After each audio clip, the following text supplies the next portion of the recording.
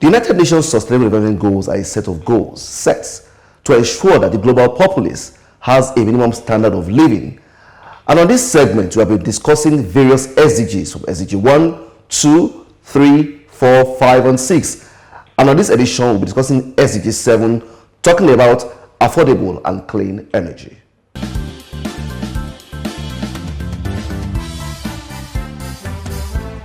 With me on this segment is Taiwo Moshood. He's an Assistant Chief Marine Environment Management Officer with Nimasa. Taiwo, you're welcome. Thank you, Femi. Once again, thank you for coming on this program. Now, affordable and clean energy is one of the critical SDGs. Can you explain to us, or for the purpose of the viewers and the listeners out there, what does affordable and clean energy mean, and how does it interface with the maritime sector in Nigeria? Thank you, Femi. Yeah, energy in a literal term is our ability to do work. So it's without energy, the world will slow down, and there will be no movement, there will be no progress, there will be no economic development.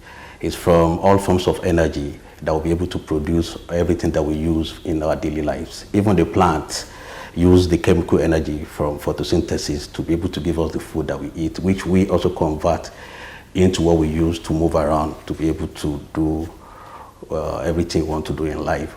Affordability of energy. The United Nations, adopted the term affordability because they realize that the access to energy shouldn't be for only the riches.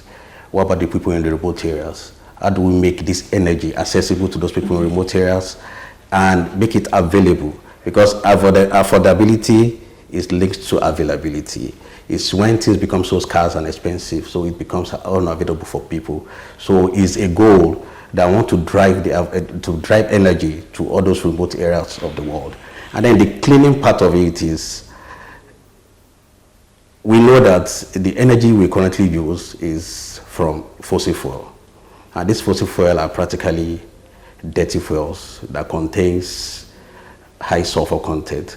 So, which has already impacted the whole global community, from shipping to our normal movement, road transport and rail transport. They emit all these harmful emissions into the atmosphere, which is impacting on our health, has led to a lot of mortalities around. And then it has already contributed badly to the climate change we are experiencing. So for the maritime sector, our role is to ensure that we do away with fossil fuel.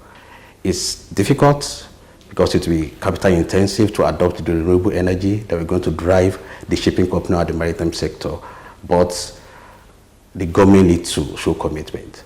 As a country, we've already shown commitment by, putting in place, establishing a full-fledged Ministry of Marine and Blue Economy. Yes, I was going there actually. So now, talking about this Ministry of Marine and Blue Economy, yes, we know the effects of blue economy on the, on the globe generally. It's like a new block. Everyone is talking about blue economy. And we know blue economy refers to oceans, economy, sustainability, and all of that. And I know affordable energy comes also from the oceans, right?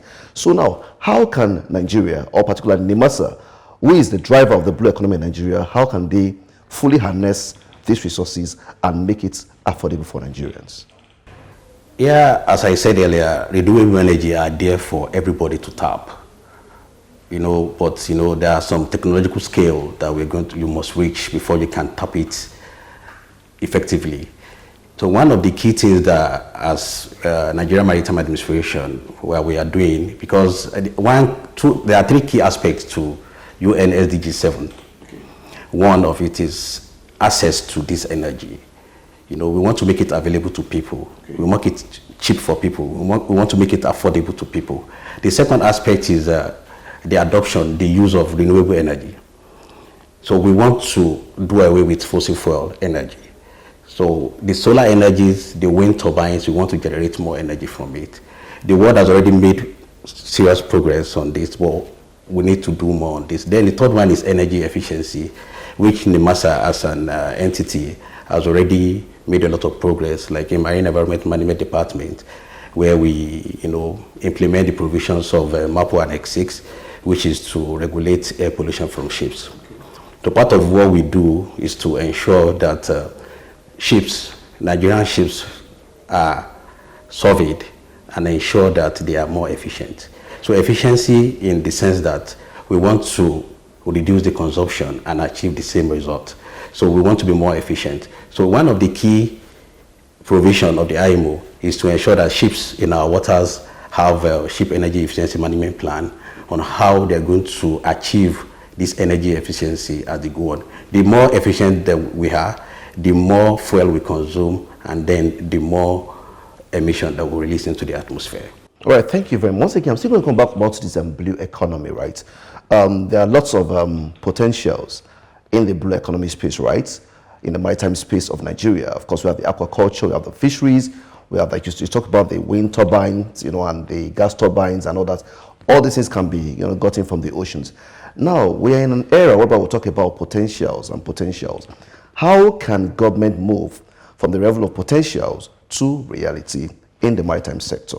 Still talking about this affordable and clean energy. Yeah, thank you. We need to really move to action. Yes. Because the SDGs is, I think, in 7 years or 6 years' time. No, you have 5 years to go. Yeah, but I said we've done 10 years. SDG was 2015, this 2025. So by 2030, we're done with SDGs, yes. And the progress we've made now is very, very slow. So if we continue this way, it will be very difficult. This is just to call on, government entities and individuals and private sectors to contribute their quota. So from our side, we need to create policies. These are decarbonization policies to ensure that the shipping sector is decarbonized. So through this decarbonization, it involves the introduction of renewable fuels. Yeah. So this renewable fuel we are talking about, some of them are available, have been tried and working, but we need to do more money, we need finances to be able to put in place the necessary infrastructure to make it work, and then to put it at a scale. It's not about being available for just some people.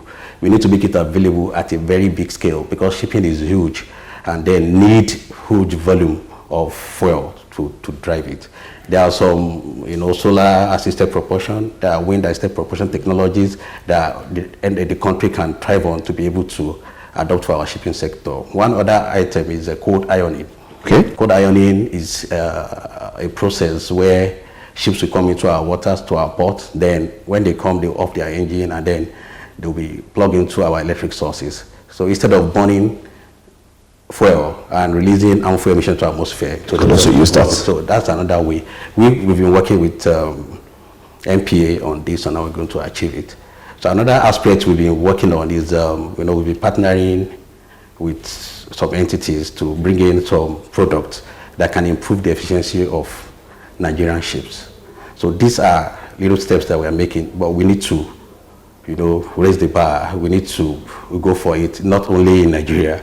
Every entity needs to show more commitment and advocate more in local communities because we are still lagging behind in the local communities. So we need to go back to the local communities. We need to create projects. More sensitization, you said? More sensitization. Okay. We need to help the people in the remote areas to understand the impacts of what they are doing. Because another aspect of this SDG 7 is clean cooking. Okay. Because from the report of the national, there's a national strategic plan on clean cooking that the government just signed in 2024. So this is to ensure that millions of Nigerians are introduced into clean cooking. Clean cooking in the sense that we want them to be using something like LPG or biofuel for cooking, because it was recorded that more than 77,000 deaths, is attached to clean cooking. Okay. So this is an area the government is already working on, and then every entity needs to see how they can help. The local government levels need to, take advantage of this and then work with it, give energy to the remote area, make it accessible to the people, and then make it subsidize this for them. These are mostly poor people. Yeah, that's the word subsidy, because the affordability part of it means that not everybody can afford it at the moment, right? Yes. Okay. So you subsidize it for them, give incentives to some companies that can provide all these renewable technologies, make it available to people, make it at a cost that will be, like Nigerians who want to want to use this energy. You can say solar energy is very popular now, but it's still very, very unaffordable. I was going to say, it's not cheap. It's not cheap for a lot of people. So government should invest more in battery technologies. We have lithium deposits in Nigeria. How do we turn this, instead of exporting, how do we turn it, how do we produce this lithium and then create these batteries in the country, which might, reduce the cost of producing the batteries and then lessen the price for Nigerians. Well, thank you very much. This is a lot of education, from, hearing about the, some of the things you can get from the affordable and clean energy. Well, on a final note, I want to ask you this question. Like you rightly said while we're having this conversation, in the next 5 years or thereabouts, this set of SDGs becomes, should I call it obsolete? What next after these SDGs? For the global populace, especially. That's a check on everybody, because we need to check ourselves. The global community need to recheck their reforms. They need to check their governance model that they are currently running, because it is by 2035, if we continue, by 2030, if we continue the way we are, the business as usual model that we are running now, there will be more disasters, because the climate impact is already there for us to see. The heat waves, the flooding, we can see, we are seeing some environmental disasters that we've never experienced before. So if we don't stop burning fossil fuel, if we don't stop all these our activities, it's going to continue. So government needs to put in place some reforms, intentional reforms that they must now implement to the barest minimum. And two, there should be inclusive economic policies where the lowest people must be carried along. We must include everybody. And why can't we, sponsor some projects? Why can't we fund some projects? Government should involve themselves in green agriculture. Why government can involve themselves, government entities, I'm not talking about federal government, why the MDAs can also invest in this, can fund some green agriculture where food will be produced. When you have food security, you have energy security, you are developed. So these are the things, are the areas I think that everybody needs to pick from. Corporate social responsibility project is an area where I think all entities, government entities and private entities should. Nimasa is doing a lot already on CSR, so I'm sure you know that. So yeah, this is an area we can, identify some key areas where we can support communities, install solar panels for them, where they can, distribute solar cook stoves to these people, where, to improve their lives and standard of living. So this is an area I think we can add value to the country, and then by 2030 there will be improvement. So by 2030, beyond 2030, exactly, beyond 2030, so we need to rejig these our systems. Everybody must refocus and rededicate themselves to the goals of the SDGs. So all hands must be on the deck. And attitudinal change. We must all change our attitudes, because we are contributing in one way or the other. The more we generate waste, the more emissions, the more we keep being wasteful, the more emission we keep doing. Because if I'm wasteful, if I'm buying what I don't need, it means the production company will keep running on these power plants, and then they will keep burning fossil fuels. So we need to do away with some practices that is not healthy for our environment. Without this God's gift environment, the seas and oceans, there will be no food, there will be nothing for us. So we need to appreciate this gift from God and then save it for ourselves and for the future generation. Thank you very much, Taiwo, for joining us on this segment. Thank you so very much. You've heard it all, dear listeners out there. The maritime sector has a whole lot of role to play in ensuring we have affordable and clean energy. As we've heard from the mouth of our hosts, of our guests rather, he has said that Nimasa is doing a whole lot and is also calling for all Nigerians to join hands together with the federal government to make sure that we have affordable and clean energy in our environment. Once again, it's a wrap on this segment. My name is Femi Kumuyi. I remain your host. Thank you. See you next time.